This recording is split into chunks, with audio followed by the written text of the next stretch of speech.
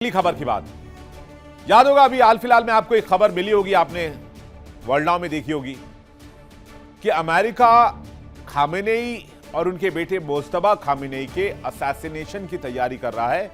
यह कई सूत्रों के हवाले से दावा किया गया। तो लोगों ने कहा कि जब खामेनेई भी नहीं रहेंगे, उनके बेटे मोज्तबा खामेनेई भी नहीं रहेंगे, तो फिर ईरान की सत्ता संभालेगा कौन? लेकिन अब जो खबर आ रही है वो और चौंकाने वाली है। खामेनेई ने अपने शागिर्द को, या यूं कहें कि जो ईरान की सत्ता पर काबिज होगा, उस व्यक्ति को चुन रखा है।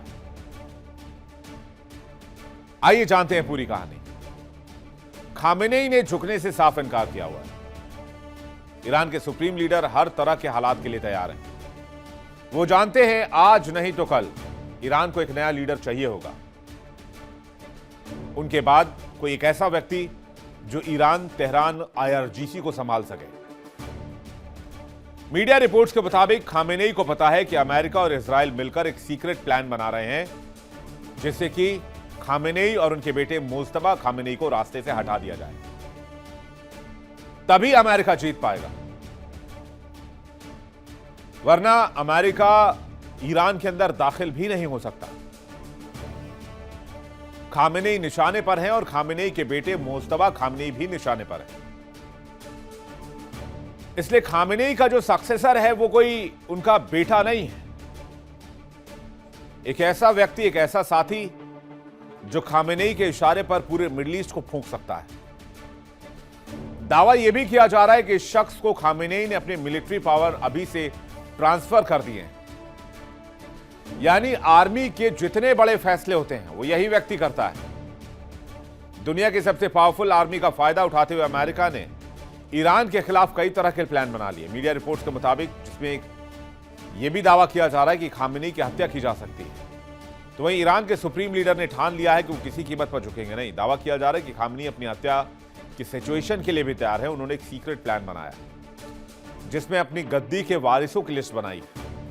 इस प्लान में वो अपना देश बेटे को नहीं बल्कि एक ऐसे साथी को सौंपने जा रहे हैं जो संकट के समय में भी देश को संभाल सके। और ये कोई आम नाम नहीं है, शायद ये नाम आपने सुना भी हो। मैंने आपको इन व्यक्ति के बारे में एक दो बार खबरें भी बताई। इस व्यक्ति का नाम है अली लारिजानी। अली लारिजानी कौन है, अब यह समझिए। ईरान के सबसे ताकत और अनुभवी नेता में गिनती होती है। ईरानी सत्ता संरचना के इंसाइडर हैं। धर्म, सेना, राजनीति तीनों में मजबूत पकड़ है। आईआरजीसी कॉर्प्स से जुड़े रहे हैं। ईरान इराक युद्ध के दौरान आईआरजीसी में बहुत सक्रिय भूमिका निभाई। सुरक्षा और खुफिया मामलों की बहुत गहरी समझ है। ईरान की संसद, जिसे मजलिस कहा जाता है, वो 3 बार स्पीकर रह चुके हैं। देश के सबसे प्रभावशाली पावर ब्रोकर माने जाते हैं। कट्टरपंथी और सुधारवादी धड़ों के बीच सेतु की भूमिका निभाते हैं। ईरान के भविष्य की दिशा तय करने वाले चंद चेहरों में से एक हैं। सुप्रीम लीडर के सर्कल में सबसे विश्वसनीय नाम है लारिजानी। वैसे खबर यह भी है कि लारिजानी के नाम से अमेरिका भी कांपता है,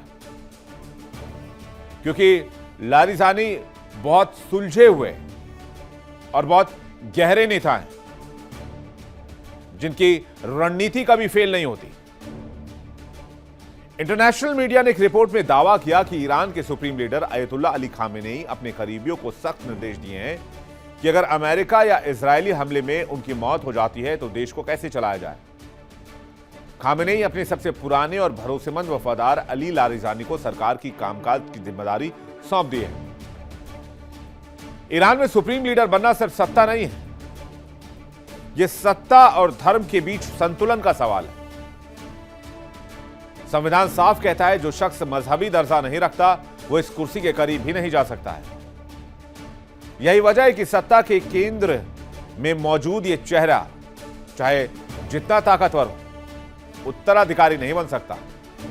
न पगड़ी, न धार्मिक फतवे और न ही वो मजहबी वैधता जो सुप्रीम लीडर के लिए जरूरी है। लेकिन कहानी यही खत्म नहीं होती, क्योंकि यही शख्स खामेनेई के हर बड़े संकट में फायर फाइटर बनकर आता है।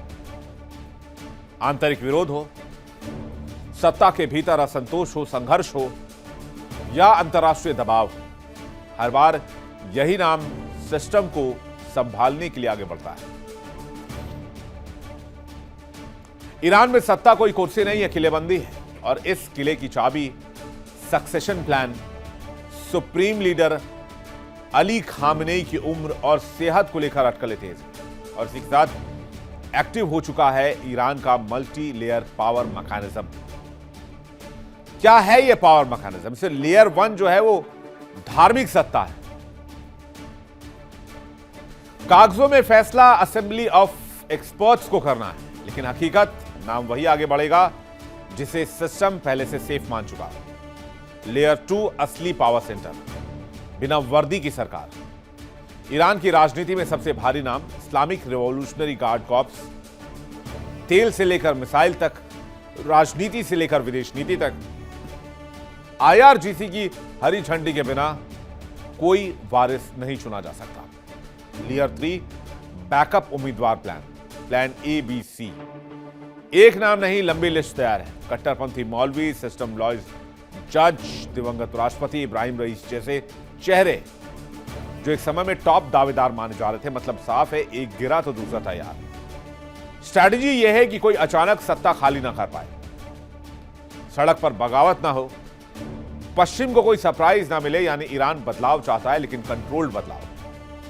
खामेनेई ने सिर्फ एक आदमी पर भरोसा नहीं किया है, उन्होंने सैन्य राजनीतिक पदों के लिए उत्तराधिकारियों की कई परतें तैयार कर दी।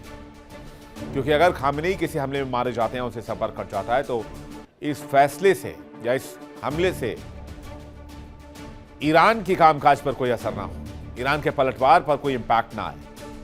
इसलिए इनर सर्कल बनाया है जो तुरंत कमान संभालेगा। ईरान ने फारस की खाड़ी और इराक के पास अपनी मिसाइलें तैनात कर दी और सेना को किसी भी हालात के लिए तैयार रहने को भी कह दिया गया है।